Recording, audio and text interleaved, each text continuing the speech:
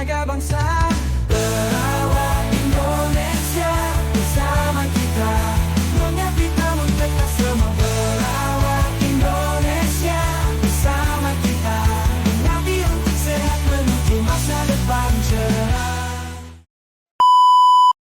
Halo teman sejawat PPNI, apa kabar kalian semua? Balik lagi di channel YouTube-nya Nurse Station.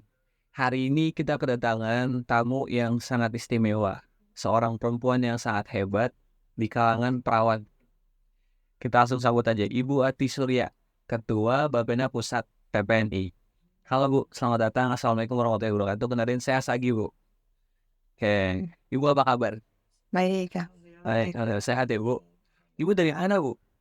Rumah di mana? saya rumah di Bandung. Tugasnya juga di Tugasnya di Bandung. Bandung juga. Di Unpad. Di Iya. Universitas Pajajaran itu. Iya. Oke. Lumayan jauh ya Bu. Naik apa ke sini Bu? Kereta, mobil?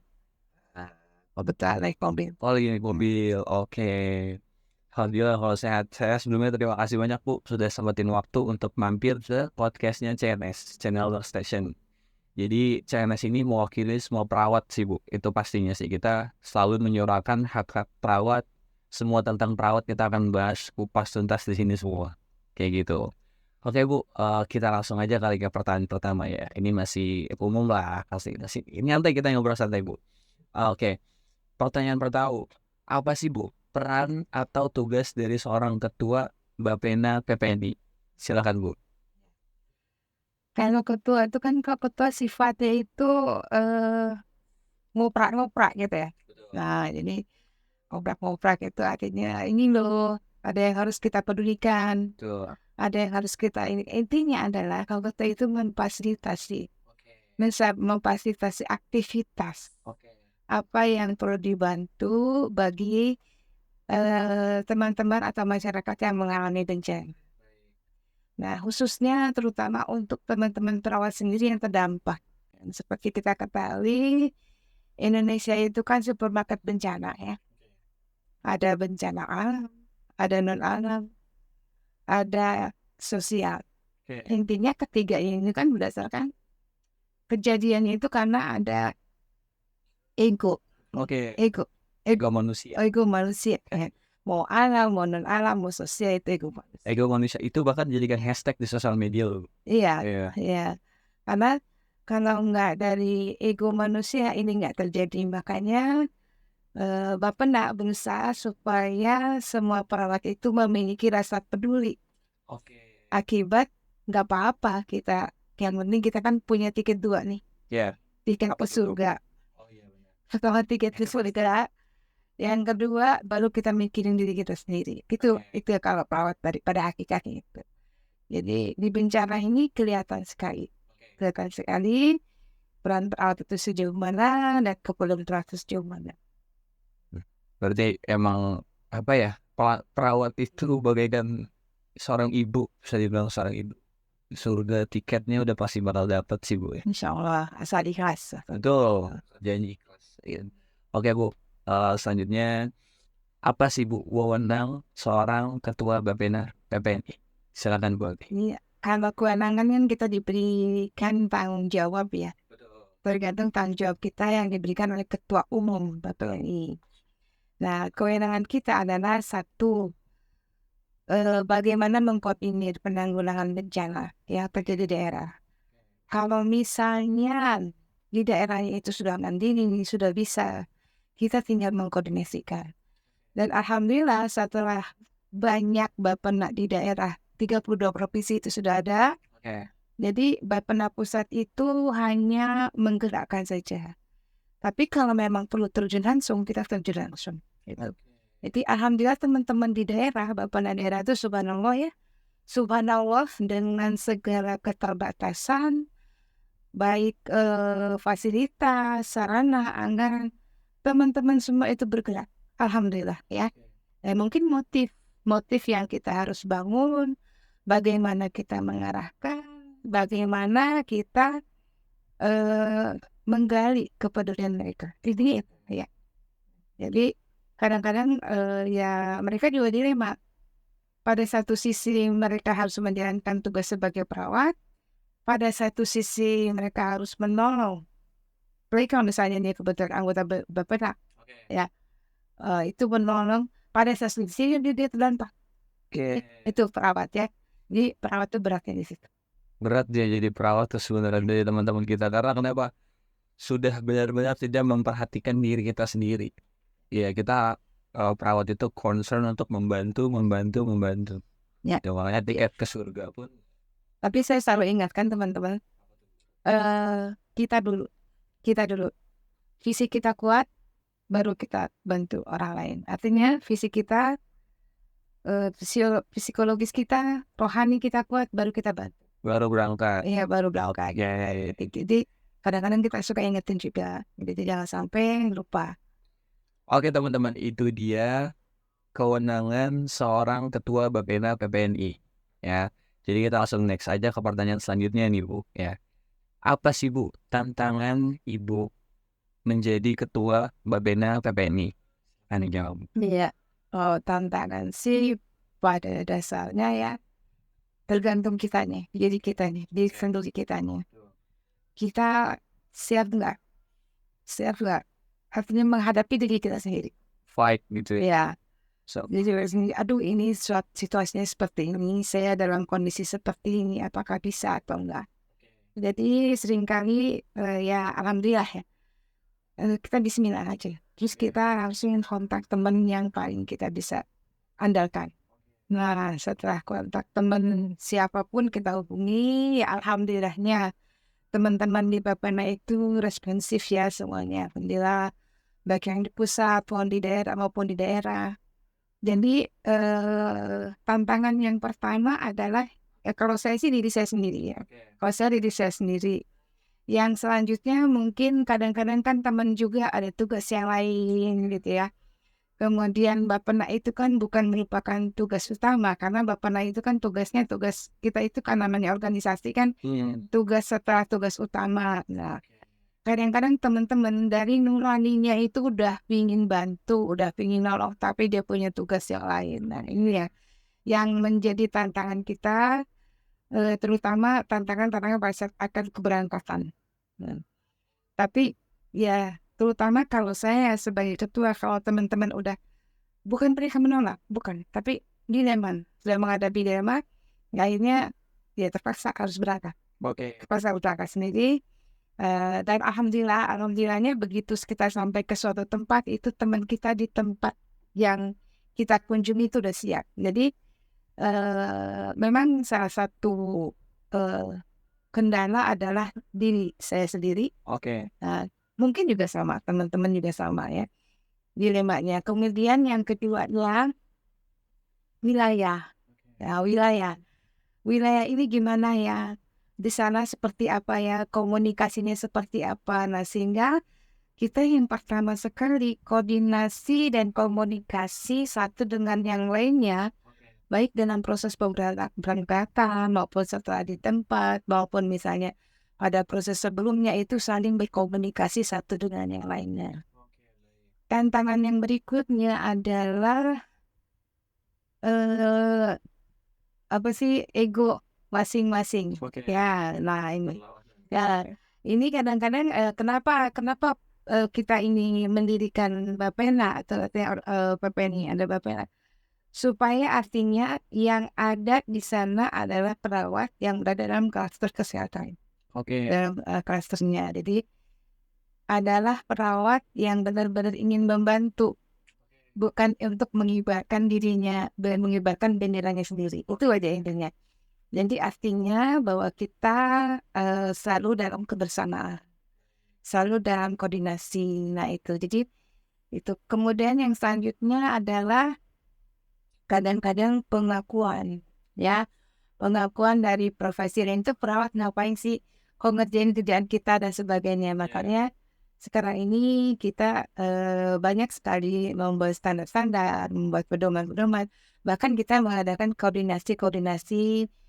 Tadi aja saya baru pertemuan dengan Basarnas, dengan baru tadi? Ya, barusan Basarnas untuk membuat pelatihan bersama atau koordinasi bersama supaya nanti kita begitu di lapangan tuh udah wise, udah enak. Jadi iya, kejelasan siapa melakukan apa. Oke. Sudah sesuai job desk masing-masing. Mudah-mudahan insya Allah Oktober ya Pak, itu sudah harus bisa berjalan. Oktober sudah berjalan. Iya. Baik Bu. Oke, Bu, lanjut nih Bu. Ini menjurus pertanyaan itu tentang kesiapan Mbak Vena. Bagaimana Mbak Vena berperan dalam meningkatkan kesiapsiagaan bencana di Indonesia? Dan apa tantangan utama yang dihadapi dalam menjalankan misi ini? Silakan Bu. Iya. Jadi sebetulnya yang di Bappenas itu di penanggulangan bencana itu polanya itu ada 4. Oke. Bagaimana melakukan mitigasi, bagaimana mempersiapkan atau preparedness, bagaimana pertolongan intra bencana, pasca bencana, bahkan sampai dengan rehabilitasi. Kita itu menyiapkan teman-teman di seluruh wilayah untuk bisa ke 4 tahapan ini, sampai ke 5 tahapan. Oke. Nah, kemudian teman-teman kita di daerah, alhamdulillahnya ya, teman-teman di daerah itu semua punya inisiatif. Salah satu contohnya bulan lalu kami di Makassar itu mengadakan kegiatan Jagana ya. Jadi keperawatan siaga bencana. Jadi mereka sampai 1.000 orang dilibatkan. Kemudian ada misalnya pelatihan mitigasi, dan bahkan teman-teman yang di fakultas universitas itu sudah ada pelajaran namanya PNC. Oh, udah masuk itu aja. Masuk, tapi PNC, tapi itu memang belum Bappenas yang terlibat. Hanya nanti disinkronkan. Nah, tadi baru kami dengan Basarnas namanya itu melakukan koordinasi. Oke. PNC ini yang sudah memiliki keterangan PNC ini kita akan akui apa, Basarnas mengakui apa, Bappenas mengakui apa, sehingga nanti mereka bisa tandemnya pada level dasar sampai dengan level mahir. Mudah-mudahan bisa ada bersama-sama ya. Dan inilah mungkin mudah-mudahan bisa diturunkan ke teman-teman kita atau ke generasi kita berikutnya, sehingga nanti pada saat kondisi bencana, pada saat pertolongan di wilayah bencana, tidak mengalami pengalaman lagi yang tidak bagus dan koordinasi, tidak harmonis, khususnya koordinasi. Mudah-mudahan ini bisa. Bu, di setiap season atau setiap podcast CNS, siapapun narasumbernya, saya selalu suka menanyakan satu cerita ini. Itu pertanyaannya itu, Bu, tolong dong ceritain itu selalu. Karena saya suka banget gitu dengar orang cerita.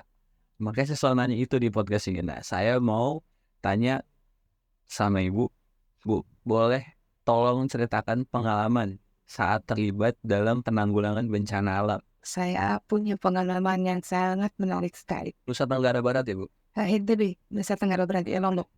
Saya baru melihat kenyataan. Oke. Pada saat bencana, dia bingung, dari menolong bingung, dia perawat. Oh, dia perawat. Mau menolong orang lain bingung, mau menolong keluarganya bingung, mau menolong anaknya bingung, akhirnya yang dibawa bantal guling. Jadi anaknya nggak ke bawah. Kemudian pada kejadian di Cianjur ya, itu kan kita teman-teman atau semua orang nanti kalau perawat jiwa itu turun setelah hari keempat atau hari 1 minggu berikutnya. Oke. Nah, jadi yang sekarang yang penting adalah orang yang tidak akan tindakan fisik. Oke. Ternyata setelah saya pelajari di Lombok, setelah saya pelajari di Cianjur, sebetulnya semua profesi perawat dengan keahlian atau dengan spesialis harus sudah mulai terjun sejak awal. Di Cianjur terjadi orang kan gempa, ketiban pintu itu nggak terasa, dia ketiban pintu, kakinya sudah patah. Nah, saya mau lihat keluarga saya dulu di mana, padahal dia udah nggak bisa jalan. Iya. Jadi pada itu kecil kan, berarti udah nggak tahu. Biasa pada diri saya udah. Ada lagi kemarin kejadian di Bandung. Di Bandung. Bandung yang kemarin hari Rabu, Iya. Kamis minggu lalu. Saya ke sana, belum ada yang turun. Dan kebetulan saya memang waktu itu belum pakai seragam Bappenas. Oke. Belum pakai seragam apa-apa, saya mau lihat dulu kondisinya seperti apa, baru nanti saya share ke teman-teman. Baik. Ternyata ada hal yang perlu diterapkan di situ adalah koordinasi dan komunikasi serta bagaimana memfollow up. Itu masih kurang. Terus kejelasan siapa melakukan apa itu juga belum bisa ditanamkan lah. Jadi di sini saya dari belajar dari situ, maka tadi saya langsung berpikir ini saya harus kerjasama dengan siapa saja dan bagaimana alurnya dan sebagainya karena supaya jelas semuanya. Betul. Jadi kemudian juga ada hal yang di tiap daerah itu berbeda yaitu budaya. Budaya dalam menghadapi bencana. Kalau orang dulu saya pernah ke Aceh tahun 2000 kejadian di Aceh ya, tsunami 2004. Iya. Saya ke sana tahun 2004 akhir Desember. Orang itu pada saat tsunami udah saking stresnya. Jadi kalau misalnya begitu bunyi sirine Melaboh ya di Melaboh, begitu sirine berbunyi itu bukan gentar, bukan takut. Jadi yang dia pikirkan bantuan datang. Saking udah tidak memikirkan, sudah tidak memikirkan itu bahaya. Iya betul. Yang penting bantuan datang, gitu. Jadi ada bermacam-macam. Nah, kemudian ada juga misalnya kalau misalnya kehilangan salah satu orang itu panjangan sampai misalnya proses kehilangannya itu lama. Ada misalnya yang penting selamat dulu, fisik dulu dipenuhi. Jadi ada itu pengalaman itu membuat saya berpikir bahwa banyak sekali kebutuhan orang, sifat caring daripada perawat itu harus diterapkan pada kondisi bencana seperti itu. Dan budayanya beda. Jadi ada orang yang memang betul-betul sakit itu. Kalau fisiknya dipenuhi, ya penuhi dulu.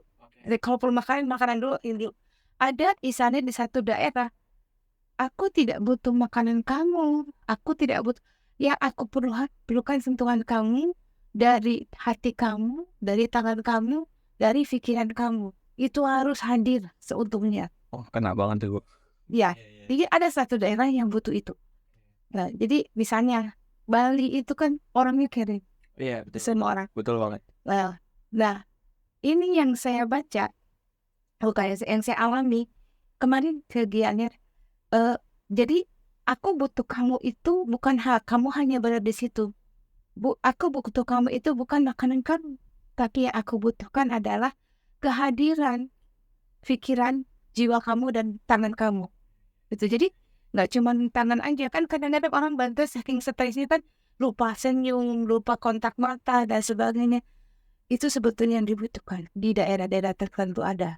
Jadi wilayah tertentu, jadi tergantung budaya, tergantung kebiasaan mereka dan sebagainya. Ada wilayah misalnya pada saat kita membantu atau harus misalnya baca subhanallah, Allahu akbar dan sebagainya. Ada wilayah yang nggak suka. Lo jangan mikirin itu aja dong, jangan berdoa terus. Apa yang lo bisa bantu ke saya? Itu jadi itu pengalaman banding alhamdulillahnya. Jadi sehingga itu yang membuat saya semakin kuat, semakin saya bisa, semakin saya harus sering-sering bukan mendoakan bencana ya, supaya itu mengembalikan saya bahasa ini harus banyak bersyukur. Betul. Ya. Itu dia teman-teman. Kenapa setiap podcast CNS saya selalu sisipkan pertanyaan untuk Bu atau Pak, tolong ceritakan pengalaman. Karena menurut saya ceritain pengalaman itu, Bu, flashback itu benar-benar seru, Bu. Kayak kita mengulang. Jadi ketika Ibu berbicara, saya tuh menggambarkan situasi di sana. Oh, ini kayak gini. Dan seseru itu menurut saya kayak gitu. Jadi, oke. Terima kasih banyak teman-teman semua. Untuk sejawat perawat udah nonton video ini sampai akhir, udah temenin kita juga ngobrol. Bu Ati, terima kasih banyak sudah hadir di sini, sudah di ujung nih. Sebelum itu kita mau kasih tahu buat teman-teman semua, PPNIP sudah tersedia di Play Store. Kalian bisa langsung download sekarang juga. Itu adalah salah satu aplikasi yang diluncurkan oleh PPNI untuk kalian semua. Sudah aktivasi, kalian juga bisa untuk pakai untuk bayar apapun itu. Satu aplikasi bisa untuk semua. Jadi bisa kalian langsung download sekarang juga. Untuk kalian bisa download, ada linknya di deskripsi di bawah sini. Oke, terima kasih banyak Ibu Ati Surya. Terima kasih banyak sudah nyobain hadir di sini. Terima kasih banyak Ibu. Ya. Sehat-sehat Ibu, sehat-sehat. Amin. Ini pengalaman yang luar biasa buat saya Bu. Terima kasih banyak. Dadah teman-teman semua.